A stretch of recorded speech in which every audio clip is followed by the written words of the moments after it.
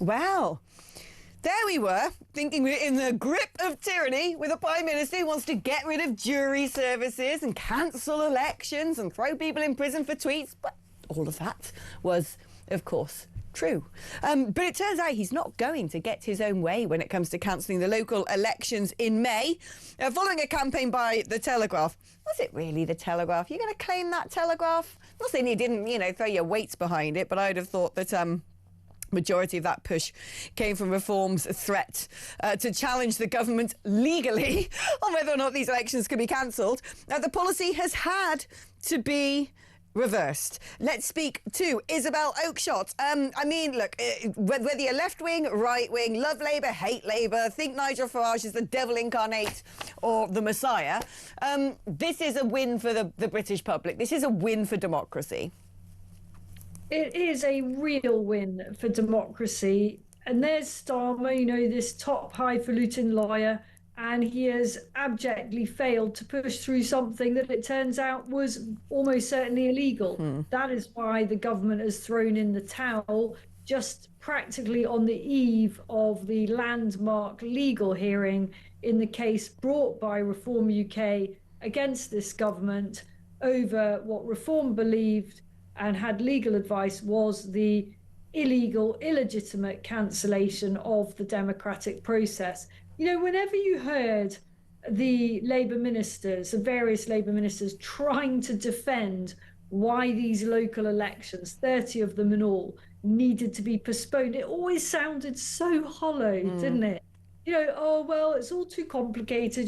These councils need a bit of extra time to prepare. Blah-de-blah-de-blah-de-blah. What a load of old claptrap that was. It was such an obvious attempt to defer the process, to defer the inevitable of the unseating of hundreds of Labour councillors. They will now have to face the music, and the electorate, I think, will make their feelings very clear on how they respond to governments that try to stop them having the right to vote. But how is this going to affect the parties now? Because we're talking about 30 elections in May, which otherwise weren't going to take place. So we now are in, mid-April, mid-April, February. If only we're in mid-April, we might get some sunshine. We're in sort of mid to late February. So we're basically talking now about 2 months, 8 weeks, in which to get a full slate of candidates potentially for these local elections up and down the country, and the sort of onus that puts on political parties of any size when it comes to advertising for candidates, attracting them, vetting them. It's a good thing the elections are happening, but they've thrown a spanner in the works for people being able to sort of exercise the campaign in a wholesome way because it's now so late in the day. Yes, I think that Reform certainly has had in mind all this time that it might be successful in its legal attempt to overthrow this decision. And so Reform, I would imagine, has been sort of stockpiling potential candidates. But nonetheless, as you say, I can't speak for what's going on in the other parties. That is a big logistical, a practical kind of challenge. And I think what we will inevitably see from all the parties, and inevitably, we know how the left-wing media works. There'll be a great deal of hostile attention and scrutiny, totally disproportionate on Reform's candidates. Inevitably, there will be some who slip through the net who would not perhaps have meet the highest standards, not just in Reform, but across the parties, as they scramble to put forward a full slate of candidates for these elections that many thought were just not going to happen. Let's actually look at some of the responses from the other political parties. Kemi Badenoch, Tory leader, of course, has said Labour's attempts to deny democracy have failed. This is just, honestly, the Conservatives have always said these elections should go ahead, and at every opportunity we've voted against these unnecessary cancellations, so we welcome the government's latest U-turn. Rubbish, I say. Sorry, I have to interject myself, because there was Conservative-led councils who were taking Labour's offer to not have elections with both hands. They were the ones saying we don't want to have elections because they knew they'd lose their seats to Reform. So that's thin gruel, quite frankly. And then, wait for this one. This is also from the comic book of politics rubbish. So Ed Davey, Liberal Democrat leader, said the Liberal Democrats have fought tooth and nail to stop this stitch-up. No, they haven't. Did they? Where were they? What were they doing? No, they didn't. And the government has been forced into a humiliation. I love the fact that all these people, like the Conservatives, are saying victory. We got them to stop this. We were against it. No, you wanted those elections cancelled because it's mainly, not mainly, but it's equally Conservative-led councils asking for the postponement of having to face the ballot. And then the Lib Dems as well. I can't remember Ed Davey opening his trap on this one for 1 second. No, I don't remember him saying anything about it either. I love the way he says Labour are terrified of reform, as if the Lib Dems aren't always obsessed by reform as well, week after week, wanging on about reform. So I think they haven't got a leg to stand on, but it's always the way, isn't it? Always a way, trying to jump on a bandwagon, trying to claim victory when it was someone else's victory.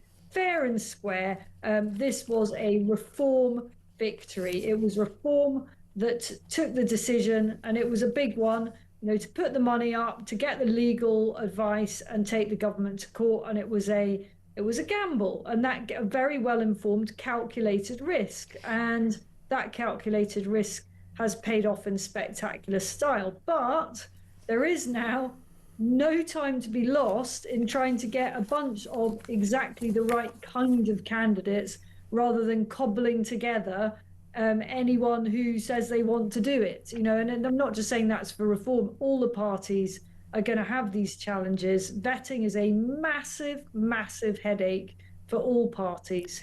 I think this sort of unleashes some mayoral elections as well, doesn't it? It's not just the local councils. There's also a number of mayoral elections, I think, that will now be taking place. Let's have a look at what Zach Polanski has to say, which doesn't sound very much like the Green Party, but let's go. Attempting to cancel elections on top of scrapping jury trials, mandatory ID cards, criminalising peaceful protests and harassment of journalists is part of a disturbing authoritarian trend of this caretaker Prime Minister. I agree with every word. That could have been written by you or I, couldn't it? Yeah, that was a bit weird. I'm thinking, who wrote that? And is this really the Green Party that I'm watching here? Please don't get drawn into thinking that the Greens have had some kind of identity change and are all in favour of everything that we stand for. Absolutely not. Right, let's do a couple of messages before we head off to the advert break. Simon from Durham says, I'm not going to read that out, Simon, actually. No, I'm sorry, that's just rude. I'm not going to do it. But then he goes, I'm not reading the first bit. If Reform is so sure of their support, then Rupert Lowe's Restore Britain shouldn't worry them.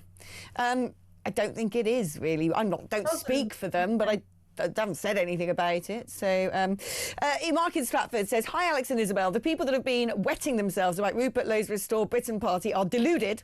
He may have 50,000 new members, but these will be those online who have actually heard of him. Most of the country haven't a clue who Rupert Lowe is, and I can't see them gaining any political ground. It's at the ballot box where it counts. This is the thing, they put up some very dubious polling 24 hours after launching, saying we got 10% of the vote, and I was like, if people are believing that, they'll believe anything. Like, come on, like, seriously?